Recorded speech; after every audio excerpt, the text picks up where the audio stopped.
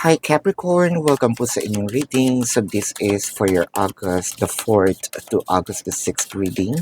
Para po sa mga bago, don't forget to click the subscribe button, smash the like button, comment below kung kayo po ay nakaka-resonate and hit the notification bell. Kung gusto niyo po ng dalawang reading sa akin, meron po dun sa Babaylan TV sa ating unang channel.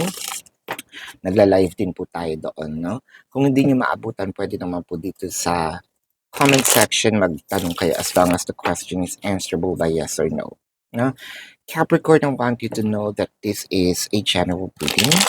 So you may resonate with the entire reading or you may resonate with some bits and pieces of the reading. Take what's only yours. If you still care about your ex, no, hiniwalay po natin yan. Sa Facebook natin ilalagay. May mga nag-aaway po kasi. Explain ko lang ng very light, no? Kasi 'di ba meron tayong segment dito, X-Files, yan, para po dun sa mga ex. Siyempre, merong mga taong gusto mag-move forward, no? Meron ding mga taong still waiting for their exes. Nag-away sa comment section kasi why not move on nga daw, blah blah, ganyan-ganyan. So, actually, no, in any platform naman, bawal yung mga trash talking, no. So, baka ako kasi malintikan.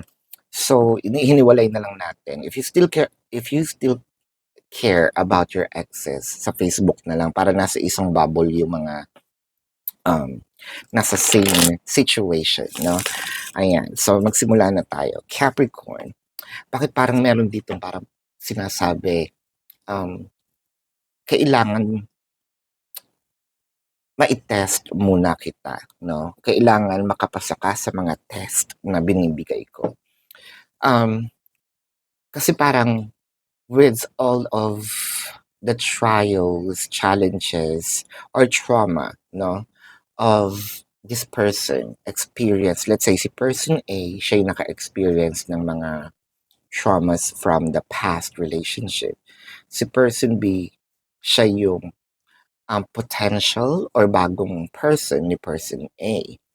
Ngayon, hindi makapasok si person B ng basta-basta sa buhay ni person A.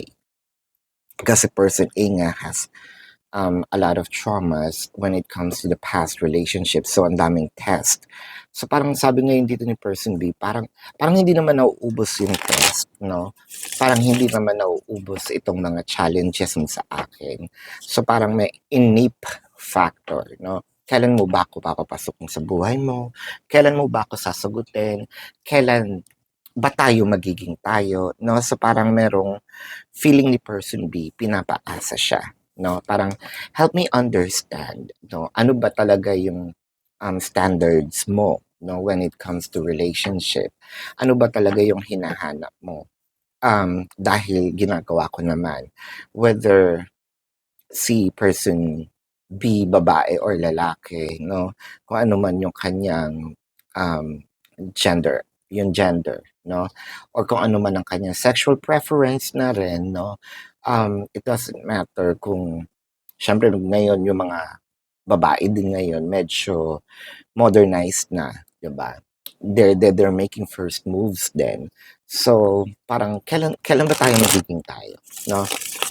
I'm actually proving it to you na I'm worth it. I'm not going to hurt you, 'di ba? So, madaming ginagawa si person B para lang makuha yung trust ni person A. With the Two of Pentacles, the Page of Wands, the King of Pentacles, the Three of Cups, and the Tower. So, meron naman ditong push, no? Si person A, or meron siyang parang pinch of why not give this person a chance. Kaso lang may nakikita siya or naririnig, either nakikita, pala party, palalabas, pala barkada.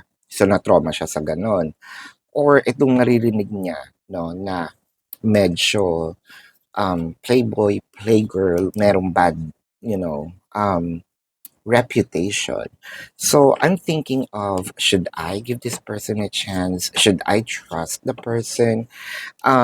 I think that the rumors, no, are just yun parang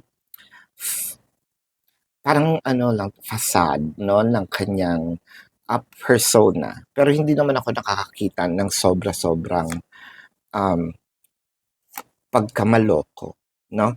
With the Knight of Pentacles and the Queen of Cups, madaming inhibitions, madaming fears itong si person A. With the Tower, the Justice, and the Queen of Swords. Meron din kasing parang ikinakagalit, no, si person A. I think that yun yung kailangang i-discuss or itanong nito ni person B. Ano ba yung mga ayaw? Hindi lang yung gusto, no, sa isang relationship. Ano ba yung ayaw mo? Ano ba yung hindi mo feel ginagawa, no, ng partner mo or ng boyfriend mo, 'di ba? Or ng girlfriend mo. Yan. Ang nakikita ko kasi parang medyo bugnutin, mainisin, no, si person A. May pagkaseloso, selosa, no, gusto niya nasa akin lang din ang itong attention. The Ten of Swords, the Five of Pentacles, the Knight of Swords, the Eight of Wands, and the Star.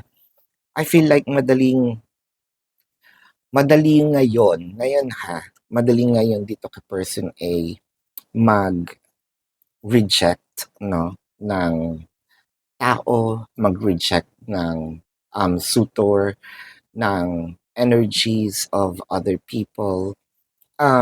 Ayaw niya masyado makikikonekta. Meron din itong si person A na kung ako lang. So, itong si person B, bago ka lumapit, no, dito kay person A, dapat meron buo talaga yung loob mo. No? Kasi ang nakikita ko dito, kapag yung konting kibot, it's actually a big deal. I think that this really has trust issues, no? Hindi natin masisisi yung mga nangyari nga sa kanya. From the past relationship, Four of Cups, the Knight of Wands. And also one factor here, tatapatin na kita, no? Person B. I believe that meron siyang mababa din na self-confidence kasi parang feeling niya lagi naman siyang iniiwan. So, security is actually a must. The Lovers and the Nine of Cups. So, ang nakikita ko dito, parang traditional kasi si person A, no? Person A is the kind of person na parang, kung pwede lang magsibak ka ng kahoy kung uso pa yon, baka pinagawa niya or that's actually one of the requirements, no? Kung uso pa dito yung manilbihan ka, well, actually, yung iba talaga namamanhikan pa. Actually, that's a tradition. Um, Kumbaga, you need to go back to basics, no? Hindi uubra itong mga pa-text-text, pa-message-message, no? If you can put the person into a pedestal, I think that would also be one of the checklists, no? Or yung parang green flags na matatawag nito ni person eh, uy, green flag yan, no? Pero kasi with your reputation person B, medyo dun tayo nahihirapan dahil nga sa mga ginawa mo rin naman from the past, di ba? Uh, whether it is intentional, whether it is true or just an image. So, may sarili din kagagawan dito si person B, no? So, let's check your the emotion. I dream about you last night and you light up my world. So, ganun talaga yung pagka-want, yung need, yung admiration ni person B kay person A. To a point na sobrang in love, no, hanggang panaginip, bit-bit siya, at saka nai-inspire naman. So, parang ikaw ang inspiration, no, nito ni person B. Kumbaga, meron kang napapasayang tao, at the same time, medyo nahihirapan din naman, no? ayoko sabihing pinapahirapan kasi at the end of the day, 'pag pinapasok mo 'to bigla baka ikaw naman yung mahirapan in the end. So, you're doing what is just right, you know? It may be, person B may think that it's unfair for them, but actually, uh, you're just protecting yourself, no? Hindi man sila yung gumawa, pero the outcome of who you are, actually comes from the best experiences, no, of the past, and you don't want that to happen. So let's check here the zodiac sign of your person. This could be their sun sign or a placement in their chart. So I'm seeing Aquarius, Leo, Sagittarius, Gemini, Pisces, um, Taurus, Scorpio, Cancer, Virgo, Capricorn, uh, Libra. No? So this is your reading, Capricorn. Again, para po sa mga bago, don't forget to click the subscribe button, smash the like button, comment below kung kayo po ay nakaka-resonate, and hit the notification bell. Kung gusto niyo pong sumali sa ating live session sa kabilang channel po, that's Babaylan TV. Yun po ang ating unang channel catered for our international audience. So kung hindi niyo po maabutan yung live sessions, pwede kayo magtanong dito sa comment section as long as the question is answerable by yes or no. And alam nyo at kilala nyo naman po yung sarili ninyo. No? So kung hindi kayo kung feeling nyo, hindi kayo masasatisfy sa yes or no na sagot, no, sa description box nandun po yung link ng aking website. Sa pinakababang-babang baba, no, hover nyo pababa, nandun po yung question form. No? Nandun din po yung name, number, QR code, no? How much per question. Nandun po lahat ng information. I also created a 4 questions plus 1, so take advantage of it, no? If you want to book a private reading, nandun din po siya sa same link. Paki-check na lang po yung mga QR codes, no? May label naman siya. Tuloy pa rin po ang ating manhunt, no?